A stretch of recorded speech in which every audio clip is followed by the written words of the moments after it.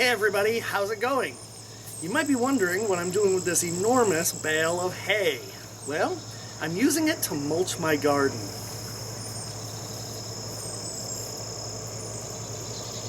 If you've seen my videos before, you know I'm a big fan of heavy mulch. It's late in the season, and I want to show you what happens over time to that mulch. Okay, over the course of the season, it's going to break down. You're going to start getting dirt poking through, and when you get dirt poking through, that's when you start to get weeds poking through.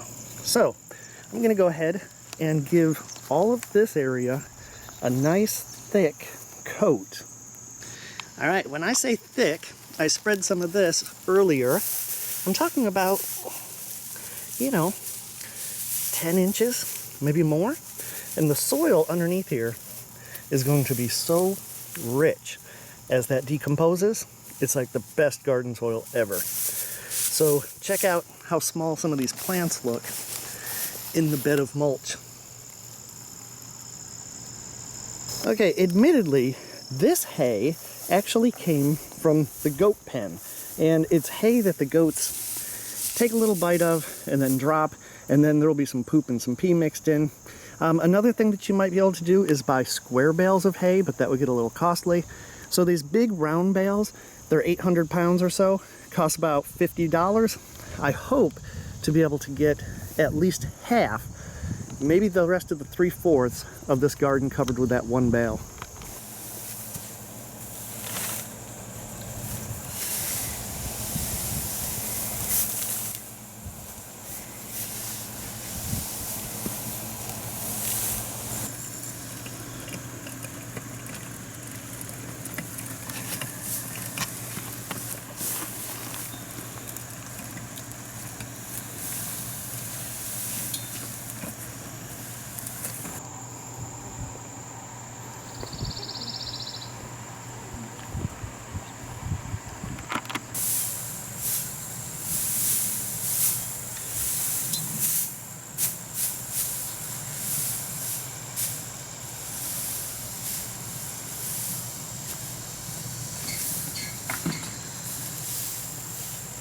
All right, after a little work, I've got the entire garden heavily mulched.